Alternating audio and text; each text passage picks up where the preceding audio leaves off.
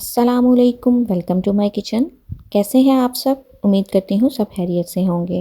आज आपके लिए मैं बहुत ही ज़बरदस्त रेसिपी लेकर आई हूँ। सर्दियों में आप इस रेसिपी को ज़रूर ट्राई कीजिएगा।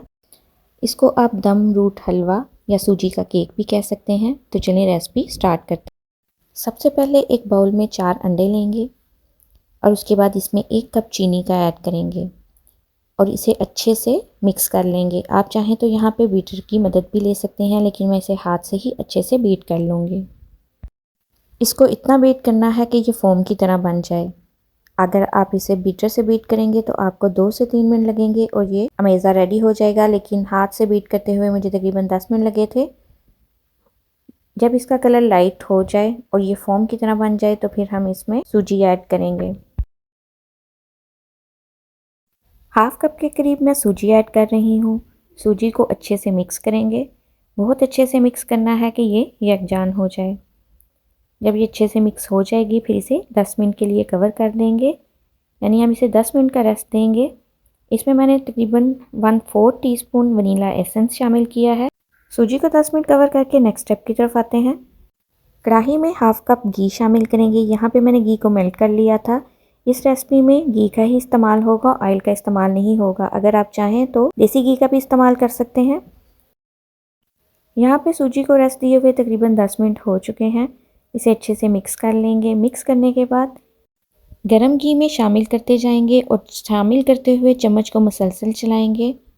आपने चम्मच चलाते हुए 1 सेकंड के लिए भी हाथ नहीं रोकना, बल्कि मुसलसल चम्मच चलाते हुए ही इसको मिक्स करते जाना है। अब मुसलसल चम्मच चलाते हुए इसे तब तक पकाना है जब तक ये गाढ़ा नहीं हो जाएगा। फ्लेम ना ही बहुत ज़्यादा हाई होना चाहिए और ना ही बहुत ज़्यादा लो होना चाहिए, बल्कि मीडियम आंच पे हम इसको कुक करेंगे और तकरीबन 10 से 12 मिनट में ये गाढ़ा होना शुरू हो जाएगा। ये देखिए गाढ़ा होना शुरू हो गया है, लेकिन चम्मच हम मुसलसल चलाएंगे। चम्मच आपने नहीं रोकना, चम्मच को चलाते जाना है। ये देखिए गाढ़ा हो गया है। अब इसको मज़ीद 2 से 3 मिनट बुनाई करेंगे ताकि ये पैन को छोड़ दे। आप देख सकते हैं कि ये पैन को छोड़ रहा है और गाढ़ा भी हो चुका है। बस हम इसकी आंच को बंद कर देंगे। अब इसमें कटे हुए बादाम शामिल करेंगे और इसे अच्छे से मिक्स कर लेंगे। अमेज़ा रेडी है। बस अब एक मोल्ड लेंगे और मोल्ड को मैंने यहाँ पे बटर पेपर से सेट कर लिया है और अमेज़े को इसमें शामिल करके अच्छे से सेट कर लेंगे। चम्मच से प्रेस करते हुए इसको शेप दे लेंगे। ये देखें ऐसे, और इसके बाद इसके ऊपर मज़ीद कटे हुए बादाम ऐड कर देंगे और इसे चम्मच से प्रेस करते हुए सेट कर देंगे। अगर आप इसे ओवन में बेक करना चाहते हैं तो 180 डिग्री पे इसे 20 टू 25 मिनट्स के लिए बेक करेंगे, और अगर पतीले में बेक करेंगे तो प्री हीटेड पतीले में आप इसे 40 से 45 मिनट के लिए बेक कर सकते हैं। यहाँ पे ये 20 मिनट्स के बाद रेडी था।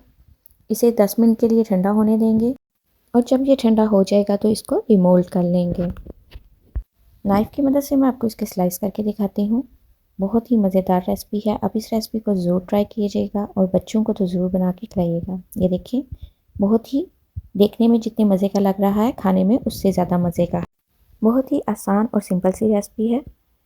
रेसिपी अच्छी लगी हो तो थम्स अप करें, अपनी फ्रेंड और फैमिली के साथ शेयर करें। मिलते हैं नेक्स्ट वीडियो में, तब तक के लिए अल्लाह हाफिज़।